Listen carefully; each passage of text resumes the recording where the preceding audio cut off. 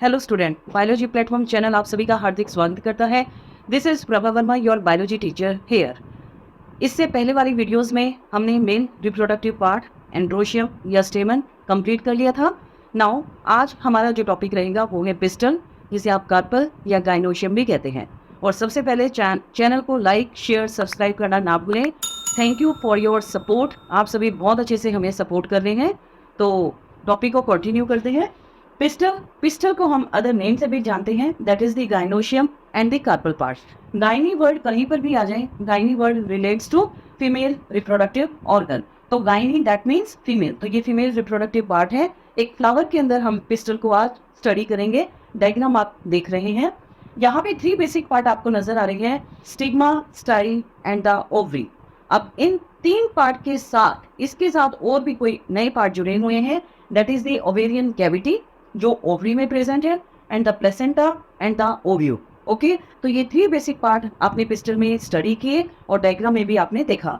तो एक छोटी सी बात हम यहाँ पे बताना चाहेंगे, ओवरी जो है मैच्योर होके एक फ्रूट में कन्वर्ट होगा और ओव्यूल जो है मैच्योर होके एक सीड के अंदर कन्वर्ट होगा। तो ये आप कभी भी ना भूलें कि जो फ्रूट है एक टाइप की राइपेंड ओवरी है, और एक जो ओव्यूल है एक टाइप का, या जो सीड है एक टाइप का राइपेंड ओव्यूल है। Okay, so the first part is the stigma part.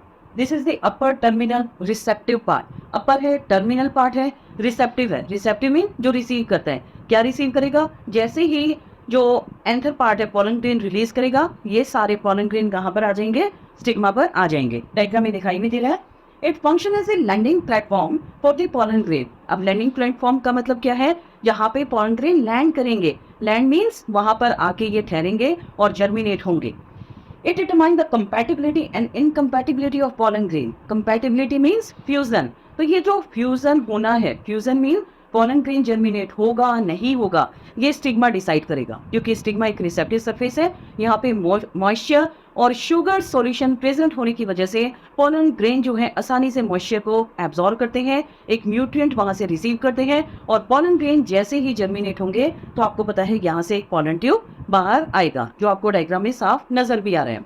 और एक बात का आप ध्यान रखेंगे, यहाँ पे जो हम सीक्वेंस पढ़ते हैं स्टिग्मा, स्टाइल, ओवरी, वो आपको गलत नहीं करना है। ओके, तो आपको एक सीक्वेंस में ही चलना है। मतलब आप ऐसे ना कर दें कि style then ovary and stigma, ये रॉन्ग आपका सीक्वेंस होगा, क्योंकि कई बार ये क्वेश्चन आपका एक एमसीक्यू की फॉर्म में भी पूछा जा सकता है। Second part is style. Okay, it is elongated narrow stock. ये इलोंगेटेड एक पतली सी ट्यूब है, एक स्टॉक है, एक डंडी है, जो किसको? स्टिग्मा को ओवरी के साथ कनेक्ट करता है। तो आपने देखा कि ऊपर स्टिग्मा है, देन स्टाइल एंड ओवरी। तो स्टाइल क्या करना है बेटा? स्टिग्मा को ओवरी के साथ कनेक्ट करेगा। It allows the growth of a pollen tube to reach towards the ovary. इसका मतलब जो पोलन ग्रेन है, जब यहाँ से पोलन ट्यूब स्टार्ट होगा बनना, तो ये पोलन ट्यूब किसके थ्रू पास होगा? इस स्टाइल के थ्रू ये पास होता होता ओवरी तक पहुंच जाएगा। Now the third most important part is the ovary part. It is the basal swollen part. Base में है और थोड़ा सा फुला हुआ है, एक बल्ब लाइक स्ट्रक्चर, एक नॉब लाइक स्ट्रक्चर जो है ओवरी जो है प्रेजेंट होगा बेटा। It is an ovarian cavity. इसमें कैविटी होगी जिसे ओवेरियन कैविटी कहा जाता है, जहाँ पे बहुत सारे या सिंगल चैम्बर्स प्रेजेंट होते हैं, जिन्हें हम लोक्यूलस या लोक्यूल्स कहेंगे। लोक्यूलस आपका सिंगुलर टर्म रहेगा और लोक्यूल जो है वो प्लूरल टर्म होगा, जब बहुत सारे चैम्बर आपको नजर आएंगे। It also possesses parenchymatous tissue. यहाँ पे एक पेरेन्काइमेटस दैट मीन्स एक सिंपल ग्रुप ऑफ सेल्स है, टिश्यू है, that is known as a placenta, जिसे हम प्लेसेंटा कहते हैं। इट में कंटेन वन और मैनी सेवरल ओव्यूल। तो इसमें एक या बहुत सारे ओव्यूल्स प्रेजेंट हो सकते हैं, जो आपको डायग्राम में बड़ी आसानी से दिखाई भी दे रहे हैं। तो ये हमारे 3 सीक्वेंस थे एक पिस्टल पार्ट के अंदर। First stigma, then style and the ovary, जो आपको बहुत ही डिटेल में आपको स्टडी करवा दिया है। अब देखिए, जैसे कि हमने देखा कि जो इनमें लोक्यूल है, चैम्बर है, वो यहाँ पे प्रेजेंट है, और उनमें एक प्लेसेंटा है, और उन्हीं के अंदर आपके एम्बेडेड है ओव्यूल। तो लोक्यूल और चैम्बर के बेसिस पे ओवरी जो है वो यूनिलोक्यूलर हो सकता है। यूनि का मतलब होता है सिंगल लोक्यूल भी यहाँ पे प्रेजेंट होगा। बाइलोक्यूलर 2 लोक्यूल हो सकते हैं। ट्राई दैट मीन्स 3 लोक्यूलर, और tetra 4, and the penta 5 locule. 5 locules यहाँ पे प्रेजेंट होंगे। और multi means many locule, many chambers भी यहाँ पे हमें देखने को मिल सकते हैं। तो अलग अलग जो हमारी वेराइटीज होगी प्लांट्स में, उनमें इस टाइप की जो सिचुएशन है वो हमें देखने को मिल सकती है। Now on the basis of number of carpel, carpel कितने होंगे उस बेसिस पे जो गायनोशियम है उसके भी अलग अलग टाइप देखने को मिलेंगे। देखो ये प्रैक्टिकली भी आप देखें, जैसे कि हम डायग्राम में आपको स्पीशीज दिखा देते हैं तो आपकी क्लियरिटी हो जाती है ना। क्योंकि क्वेश्चन आपको ऐसे कोई डेफिनेशन थोड़ी ना पूछने वाला है, आपको तो एक पर्टिकुलर एग्जाम्पल देंगे, उसमें कंडीशन पूछेंगे, या अगर कोई कंडीशन दे दी तो एग्जाम्पल पूछेंगे। तो आपको हर दोनों तरीके से जो है अपना क्वेश्चन तैयार करना है। तो देखो मोनोकार्पलरी कंडीशन, मोनो वर्ड कहीं पर भी है, इसका मतलब जिसमें सिंगल कार्पल होगा। Bicarpellary, two carpel, tricarpellary, three carpel, tetra, then four carpel, penta, five carpel, and poly, that means more than five.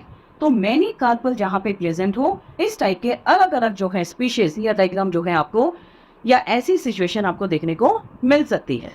Now again on the basis of free and fused carbon, carbon free है या fused है, उस basis पे जो gynoecium है वो दो type का है। एक है एपोकार्पस कंडीशन और दूसरी है सिनकार्पस कंडीशन। तो एपोकार्पस कंडीशन क्या है? That is a Greek word. तो ग्रीक वर्ड में एपो का मीनिंग रहेगा अवे और सेपरेट। सेपरेट मीन्स जो कि फ्री होगा, तो यहाँ पे आप एपो को फ्री कार्पल के नाम से भी जान सकते हैं। एंड कार्पोस मीन्स फ्रूट, तो यहाँ पे जो गाइनोशियम है वो फ्री है, अवे है या सेपरेट है। So if the carpels are free, then that particular condition is known as apocarpus condition. तो देखो एग्जाम्पल देखते हैं अभी इसके। रेननकुलस, रेननकुलस का इंग्लिश नेम रहेगा बटरकप, डायग्राम में आप देख भी रहे हैं। Then aconitum and michelia. तो ऐसे ये जो हमारे प्लांट है इनके अंदर कार्पल फ्री है और इस टाइप की कंडीशन हमारी एपोकार्पस कंडीशन कहलाई। So now the second one is syncarpus condition. Syn means with or together. That means जहाँ पे जो हमारी कार्बन होगी वो फ्यूज होगी। ओके, तो यहाँ पे सिन का मतलब विद, टुगेदर, फ्यूज्ड कार्बन जहाँ देखने को मिले दैट इज सिनकार्पस कंडीशन। तो एग्जांपल देखिए, पेपेवर, पोपी जहाँ से ओपियम एक्सट्रैक्ट किया जाता है। Then petunia and the hibiscus जिसे आप चाइना रोज भी कहते हैं। तो आज हमने देखा कि एक फीमेल रिप्रोडक्टिव पार्ट में बेसिकली थ्री पार्ट्स हैं और अलग अलग टाइप की कंडीशंस हमने देखी। डोक्यूल्स कैसे होंगे, कार्पल कैसा होगा, कार्पल फ्यूज है या फ्री है, या नंबर ऑफ कार्पल्स कितने होंगे। तो आई थिंक वीडियो आज की बहुत ही बेहतरीन है और ऐसी अमेजिंग वीडियोस के लिए चैनल को ज़्यादा से ज़्यादा लाइक, शेयर, सब्सक्राइब करते रहिएगा। और सभी को मेरा बहुत बहुत धन्यवाद कि आप बहुत अच्छे से हमें सपोर्ट कर रहे हैं। Thank you.